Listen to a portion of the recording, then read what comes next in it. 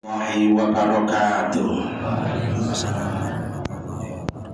Alhamdulillah wa syukurillah wassalatu wassalamu ala rasulillah sayyidina wa maulana Muhammad ibn Abdillah wa ala alihi wa sahbihi wa mawalah. La hawla wa la quwwata illa billah, amma ba'd. Alhamdulillah, Bapak Ibu kaum muslimin dan muslimat, jamaah salat subuh yang dimuliakan oleh Allah, tidak ada kata yang pantas kita ucapkan pada pagi hari ini kecuali kita memanjatkan puji syukur kehadiran Allah Subhanahu wa taala. Salawat serta salam kita sampaikan kepada Rasulullah Nabiullah Habibullah Muhammad sallallahu alaihi wasallam beserta keluarganya, para sahabatnya, dan juga kita selaku umatnya hingga yaumil qiyamah.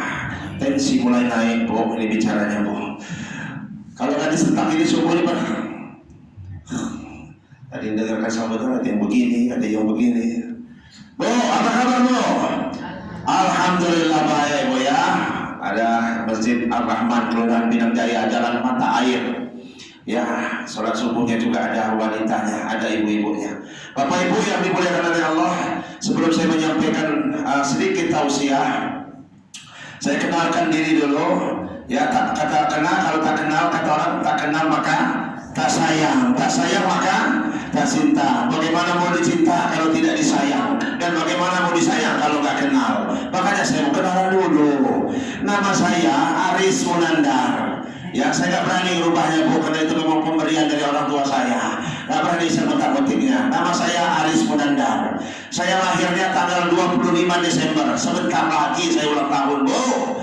25 Desember 1969. Kalau dihitung sekarang 2022, umur saya masih muda, masih 27 tahun. Nah, ya, anak saya 3. Ya, perempuan lahir pertama, kedua lahir lagi perempuan. Nah, nggak jadi kalau nggak ada anak laki, kalau orang Lampung ini, Bu. Ya, kalau ada perempuan itu dia ambil orang. Kalau orang Lampung ambil nih, ya, ambil dari buntal sana bawah sana. Mesin hidupkan lagi, baru produksi lagi, dapat yang laki. Alhamdulillah. Tiga-tiganya sudah kuliah semua di UIN, kayak bapaknya juga di UIN. Ya, anak 3, Bu, istrinya 1, Bu. Jangan dibalik, Bu. Jangan dibalik, istrinya.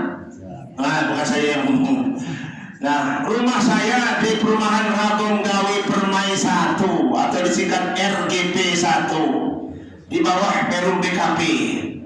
Ya, kalau udah musim hujan, Bu, banyak rezeki perumahan Ragung Gawi 1, Bu. BKP kasih rezeki, Citra Mas kasih rezeki, banyak rezeki, Bu. Ya, kemudian Spring Hill kasih rezeki. Ya, saking banyaknya nggak ketampung lagi. Ya, terjadilah apa yang disebut dengan kelimpahan rezeki kalau musim hujan. Ya, ya Pak.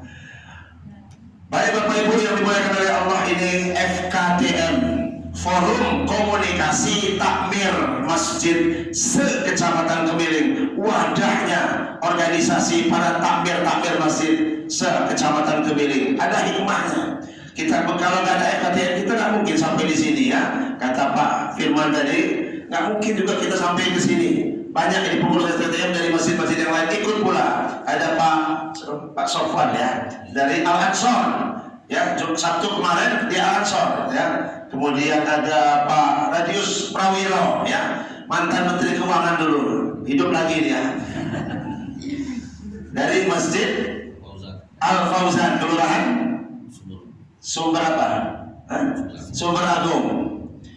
Kemudian ada Pak Suradi Wijaya yang pakai jas ini. Nah, dari Masjid At-Taqwa, ya, Perum BKP. Ada Pak Firman Syah dari Masjid Baitul Maqdis, Kelurahan Beringin Jaya. Nah, naik ke atas masjidnya. Kemudian itu yang di pojok itu, nah, sambil merenung di bertafakur, Pak Haji Sardianto, ya, dari Masjid Al-Fatih di Kelurahan Kemiling Permai juga, ya. Ada Pak Khotib. Nah, ini Pak, ya, walaupun tidak jadi khotib, dia memang sudah khotib namanya, ya. Dari Kelurahan Sumber Agung juga, Masjid Fajar Ikhlas, ya. inilah kami ini silaturahmi dengan adanya forum komunikasi takmir masjid, dan kita ada grupnya, grup WA takmir masjid sekecamatan Kemiling. Semua masjid insya Allah sudah masuk semua dalam grup itu ya, sudah masuk semua. Jumlah masjid sekecamatan Kemiling ya hampir mencapai 100 masjid, luar biasa. Gabung jadi satu, namanya FKTM. Ya, sudah terbentuk FKTM bukan hanya di Kemiling. Yang merintis terbentuknya FKTM adalah Kecamatan Panjang. Ya, atas inisiatif dari Kepala KUA Panjang, Bapak Haji Purna Irawan SAG. Sekarang beliau yang pindah ke Kemiling, jadi Kepala KUA Kemiling.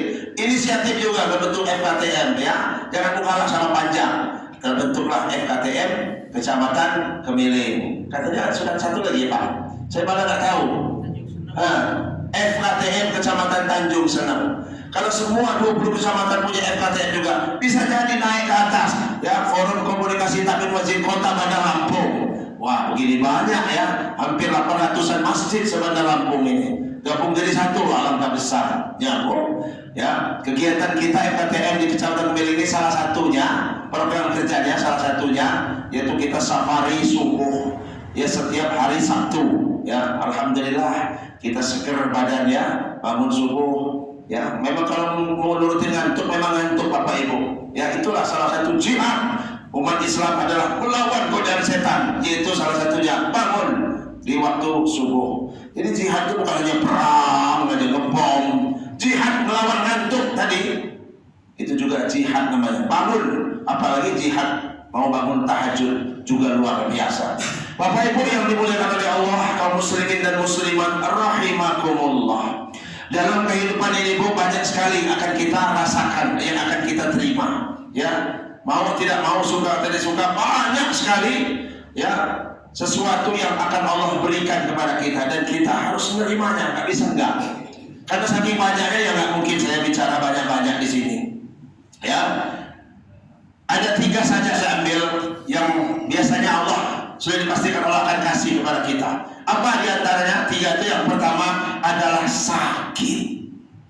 Ya, sakit. Ya, sakit ini sudah pasti akan dirasakan oleh umat manusia. Ya, baik dia Islam atau non-Islam. Yaitu salah satu contohnya ketua FKTM kita Pak Hilman Hadiwijaya sakit. Ya, nggak selamanya kita hidupnya sehat terus, dan nggak selamanya juga kita sakit terus. Ada sehat, ada sakit, ada sehat, ada sakit terus. Inilah dunia. Tunjuk tangan yang berani katakan saya dari lahir sampai sekarang nggak pernah sakit. Tunjuk tangan. Nggak ada Bu. Kita semua pernah sakit, baik sakit ringan maupun sakit berat. Ya, inilah namanya yang harus kita terima. Oh, saya nggak mau sakit. Ya, justru dengan sakit itulah sengaja Allah berikan kepada seorang hamba-Nya untuk memberikan kesempatan kepada dia untuk bertaubat kepada Allah, kembali ke jalan Allah Subhanahu wa ta'ala. Dan kalau dia sabar, kalau dia ikhlas menerima sakit itu, maka akan menggugurkan dosa-dosanya. Ya, asal dia sabar, jangan terus kenapa saya disakit ya Allah, apalagi kurangnya saya ya Allah, saya sudah jadi ketua masjid ya Allah, saya sudah ibadah ya Allah, saya sering memakmurkan masjid ya Allah, saya sering sholat malam ketinggalan ya Allah, kenapa saya sering dikasih sakit ya Allah, sementara tetangga saya itu sehat, gak pernah ibadah tapi sehat terus. Jangan berkata begitu Bapak Ibu. Justru itulah Allah memberikan kita sakit itu karena Allah sayang dan cinta kepada kita. Allah sudah rindu sama kita, pengen mendengar ya apa namanya rintih-rintihan kita sambil kita berzikir dalam keadaan sakit itu. Allah justru rindu sama kita. Ya, inilah sakit. Dan kalau kita sakit, kita wajib berikhtiar. Apa ikhtiarnya? Berobat. Ya, karena kata Nabi setiap penyakit pasti ada obatnya. Kalaupun memang belum ada, bukan tidak ada, belum ditemukan saja obat dalam satu penyakit itu. Ya, kita berobat Bu, harus berobat, ikhtiar. Nabi Musa pernah lalu sakit gigi, kata Allah ambil itu Musa rumput itu untuk obat, sembuh, alhamdulillah. Dan ingat, yang menyembuhkan bukan obat. Ya, yang menyembuhkan bukan obat. Yang menyembuhkan siapa? Allah. Zat cuma perantara. Ya. Yang menyembuhkan kita bukan dokter, tapi Allah. Dokter cuma perantara. Wah, ada orang yang kalau sakit berobat ke dokter itu paten sembuh pasti. Waduh, kok ngomongnya begini? Dokter itu paten katanya. Ya Allah ya Rabbi, sudah mensirik juga. Boleh kita berobat ikhtiar, tapi yakinkan dalam hati bahwa obat ini hanyalah sebagai perantara. Makanya kalau saya sakit saya akan minum obat, saya baca Bismillahirrahmanirrahim, la haula wala quwata illa billah, saya telan minum.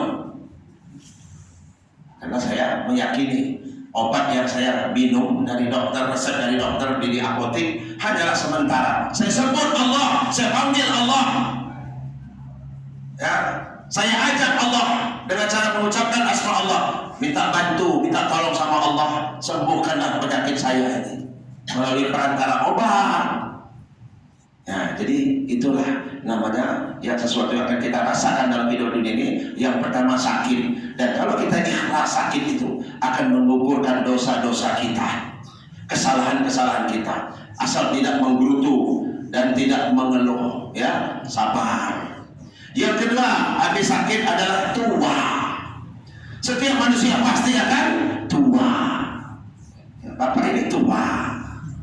Masih muda. Ya, mana lagi ya? Nah, bapak itu tua. Dulu dia muda. Sekarang tua. Dulu dia gagah betul, ganteng betul. Kalau nggak ganteng, nggak mungkin istrinya mau. Ini apa? Iya.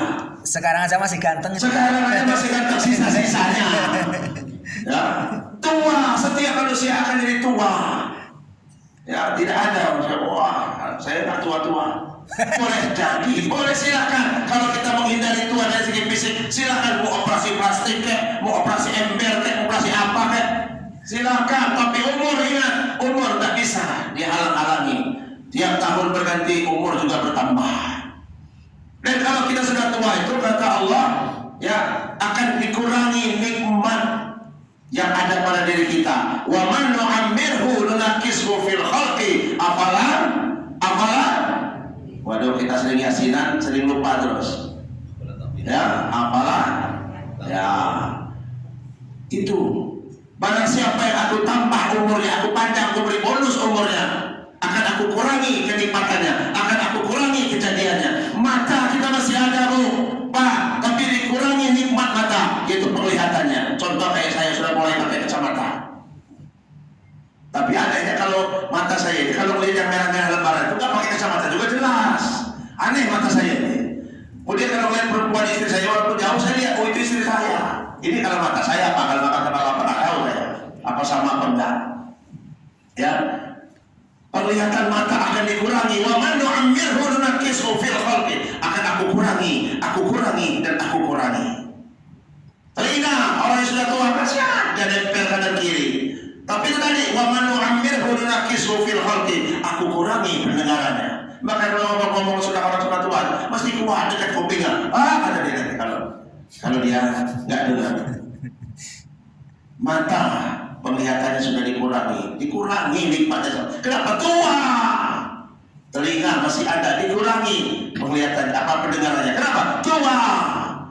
Porsi makan orang sudah tua tidak akan sama dengan porsi makan orang yang masih muda. Kalau orang sudah tua-tua tuh udah umur 60 ke atas, setengah piring sudah kenyang.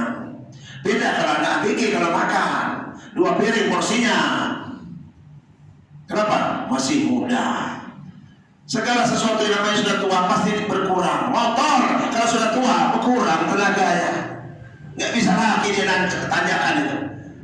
Kenapa? Motor sudah tua. Beda kalau motor baru beli dari dealer. Oh, gak betul nanjak. Ya, Bu ya Pak, itulah tua. Dikurangi. Wa man nu'ammirhu nunakishu fil khalqi, aku kurangi. Tenaga pun juga sudah dikurangi oleh Allah. Kalau masih muda 2 ember gede kanan kiri angkat. Sekarang mengangkat seember itu udah payah. Kenapa? Tua. Sudah tua. Afala yaqilun, makanya mikir dong, mikir kata Allah. Kenapa kamu gak berpikir? Rambut tadi hitam masih muda. Sekarang nah mulai tumbuh ya uban, udah mulai jadi anggota KPU, kepala penuh uban. Saya anggota KPU, dia juga perangkat anggota PDI. Apa itu PDI? Penurunan daya ingat. Kenapa? Tua. Itulah risiko kalau udah tua. Ya, risiko kalau udah tua, segalanya dikurangi sama Allah. Ya, kalau sudah diambil total sama Allah, baru kita mati. Nah, ini dikurangi, ya, porsinya dikurangi sama Allah Subhanahu wa Ta'ala. Ini yang kedua. Yang ketiga, kalau habis tua biasanya apa, Bu? Kalau habis tua apa, Bu? Mati. Sakit, tua, ujungnya mati. Mati apa meninggal dunia sih, Bu? Meninggal dunia. Mati apa meninggal dunia?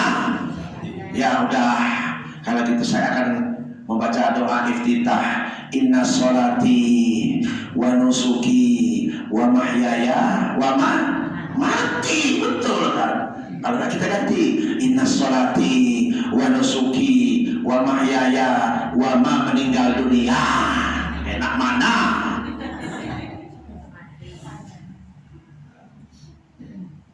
Oh, Pak Fulan itu dapat mati loh. Jangan ngomong mati, meninggal. Kalau mati itu untuk hewan. Ya, sami mawon, Bu. Yang namanya meninggalkan dunia ini ya mati. Mati itu dalam arti tubuh kita ini nggak ada lagi ruhnya. Yang mati itu apa? Badan, jasad, ruhnya maka mati-mati. Nah itu maksudnya. Mati itu nggak bisa beraktivitas, nggak bisa gerak. Itu namanya mati. Ya. Jasadnya yang mati, karena penggerak jasad itu gak ada lagi apa? Roh. Ya, roh udah diambil sama Allah Subhanahu wa Ta'ala. Tapi perlu ingat, syarat mati gak mesti harus tua. Syarat mati gak mesti harus tua. Banyak orang udah mati, kokoh, fitness, kekar badannya, tidur-tidur di kursi, tidur benar tak bangun-bangun, mati. Apa dia sudah tua? Belum. Umur berapa? 35 tahun.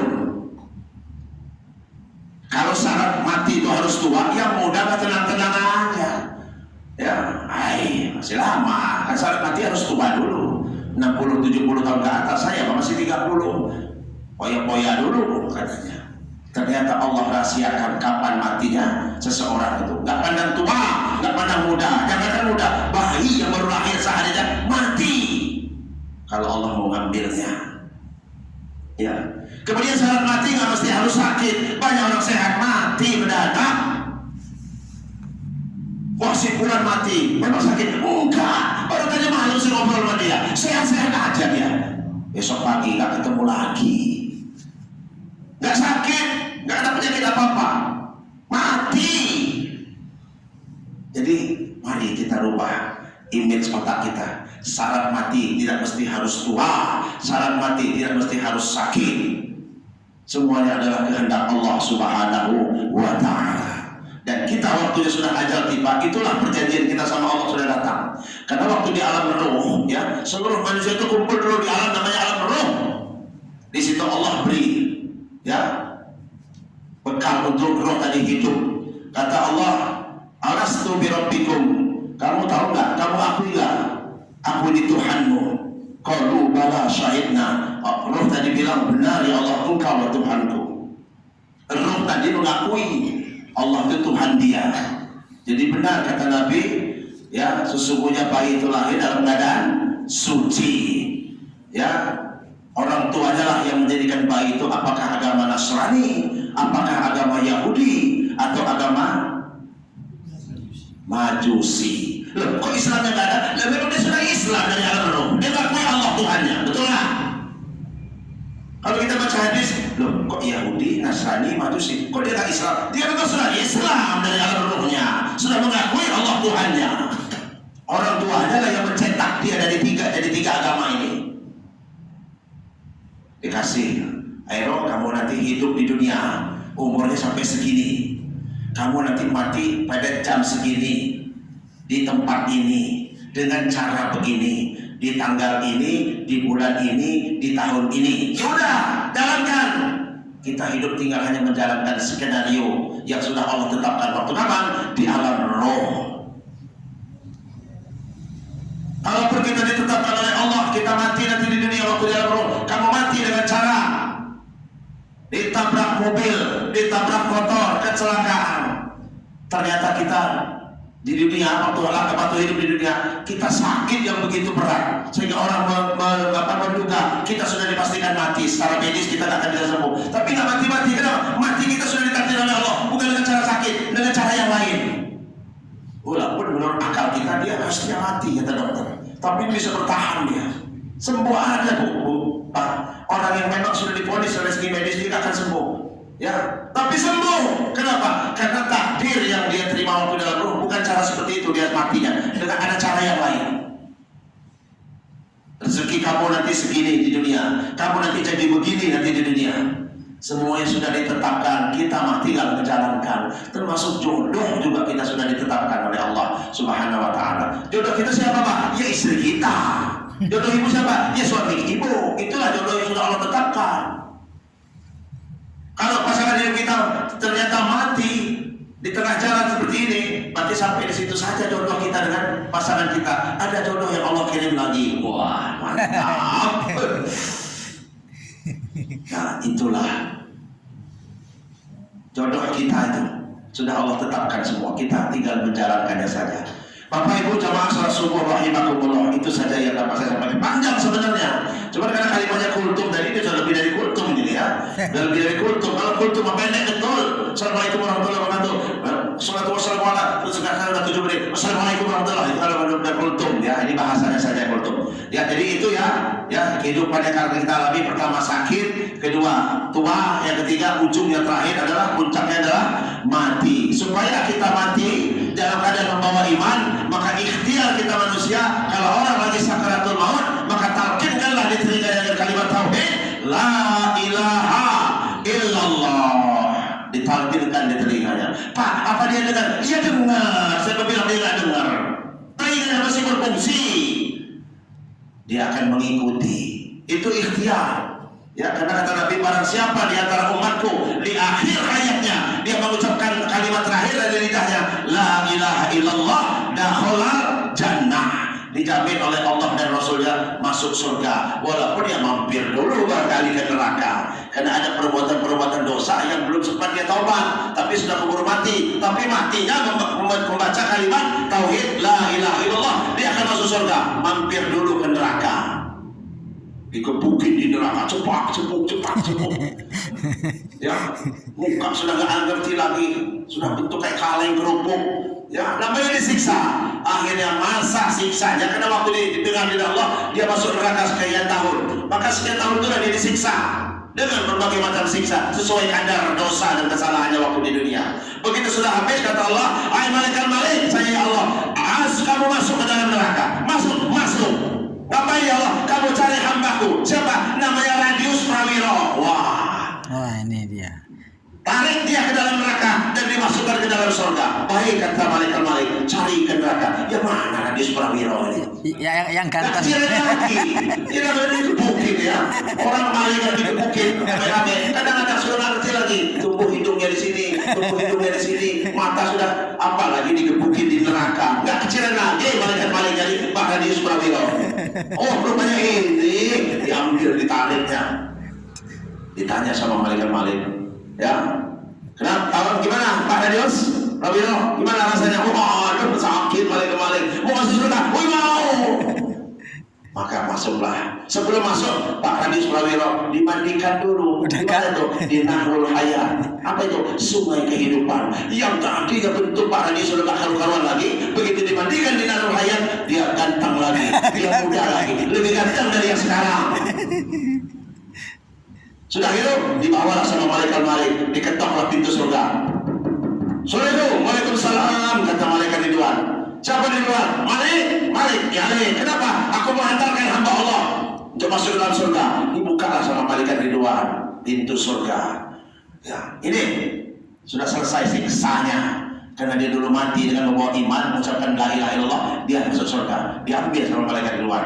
Ya, malaikat Malik pergi, tutup lagi sama malaikat Ridwan. Ayo Radius Prairo, ayo ikut saya. Ini istana kamu, kata malaikat Ridwan. Wah, Pak Radius sudah masuk dalam surga, dapat istana. Sudah banyak itu bidadari surga menunggu kedatangan Pak Radius Prairo. Luar biasa, kata Pak Radius. Bidadarinya banyak sekali, sudah siap menunggu kedatangannya. Nah, begitu masuk ke dalam surga, tempatkan istana yang dalam surga tidak ada tandingannya. Keliling-keliling Pak Radius, keliling-keliling Pak Radius, ketemu dengan Pak Nisbudin. Nah, Pak Nisbudin, assalamualaikum warahmatullahi wabarakatuh. Apa kabar? Gimana? Wah, kalau kata Pak Nisbudin, saya sudah di luar masuk surga. Di luar. Bapak kemana? Saya mampir ke neraka, kata Pak Radius. Kasihan. Kita nanti ketemu di surga, ketemu dengan tetangga kita, ketemu dengan sahabat kita, ketemu dengan jamaah Ar-Rahman, ketemu dengan pengurus FKTM yang dulu sama-sama kumpul ibadah.